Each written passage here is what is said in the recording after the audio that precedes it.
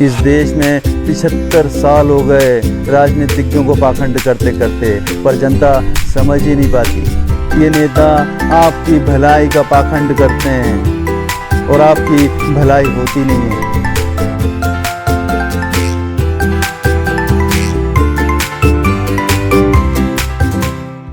नमस्कार साथियों, मैं Rajendra Kumar news point of view से। आज हम बात करेंगे पाखंड की, छल की, कपट की, दिखावे की। अभी 2 दिन पहले मध्य प्रदेश के मुख्यमंत्री ने हाथ ठेला लगाकर आंगनवाड़ी के बच्चों के लिए जनता से खिलौने एकत्रित किए। हम सब जानते हैं ये एक राजनीतिक पाखंड है, ये दिखावा है।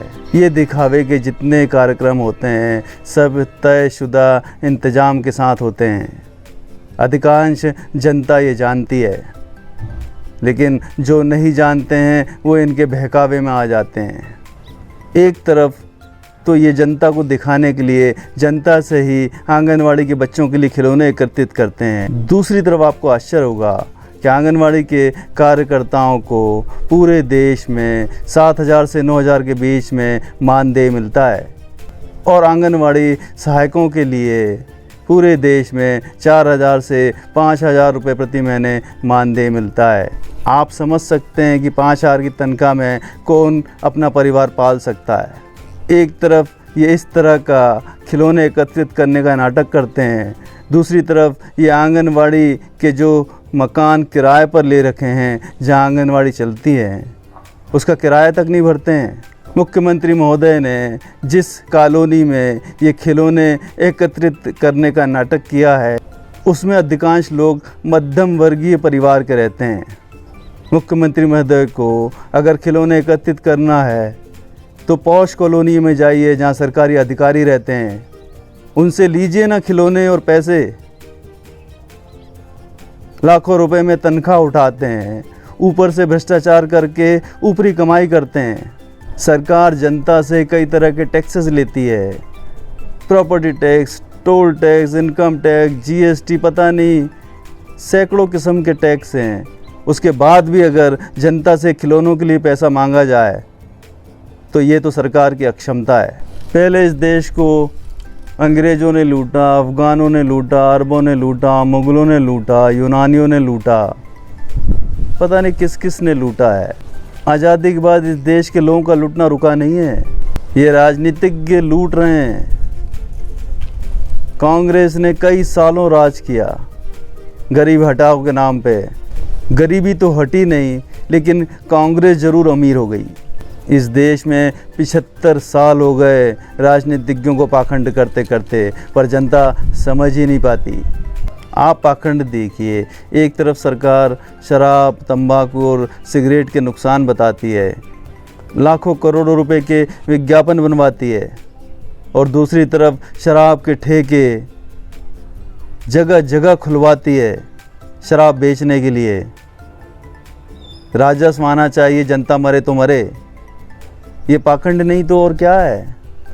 भारत में शिक्षा के प्रचार प्रसार के लिए मिनिस्ट्री है, मंत्री काम कर रहे हैं, राज्य मंत्री काम कर रहे हैं, कई अधिकारी काम कर रहे हैं, कई कर्मचारी काम कर रहे हैं। सभी राज्यों में शिक्षा का प्रचार प्रसार हो रहा है, स्कूल खुल रहे हैं, कॉलेज खुले हुए हैं, यूनिवर्सिटीज़ खुल रही हैं, लेकिन शिक्षा का स्तर क्या है?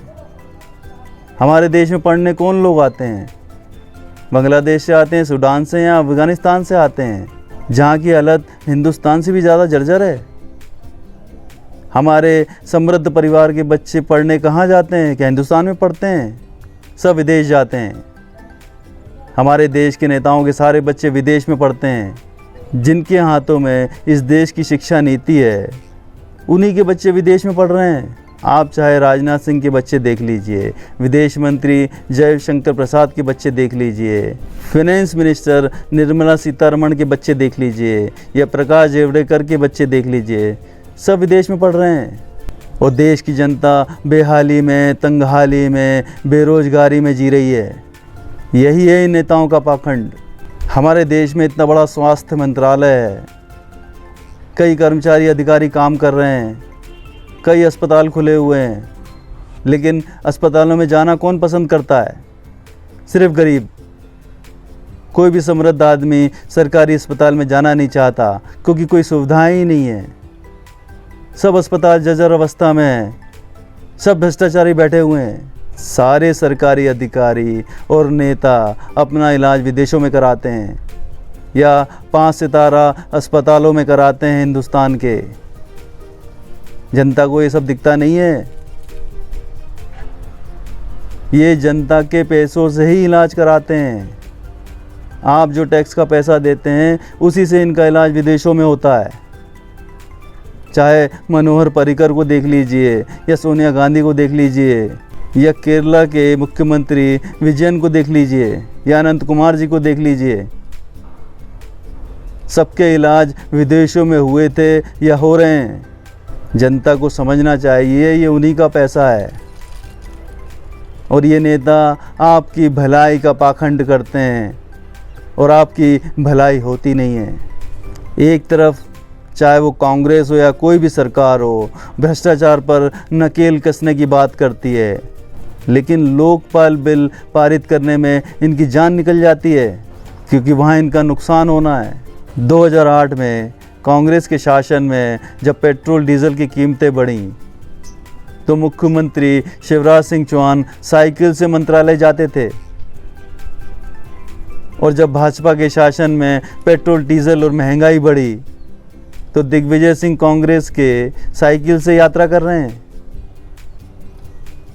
ये सिर्फ पाखंड करते रहते हैं, जनता की कोई भलाई नहीं होती। आज शिवराज सिंह चौहान चुप क्यों हैं? इतनी महंगाई है, पेट्रोल डीजल की कीमतें आसमान छू रही हैं। ये चुप्पी क्या बताती है? यही पाखंड है। दिग्विजय सिंह 2008 में क्यों नहीं बोलते थे? आज क्यों महंगाई के बारे में बात करते हैं? यही दिखावा है।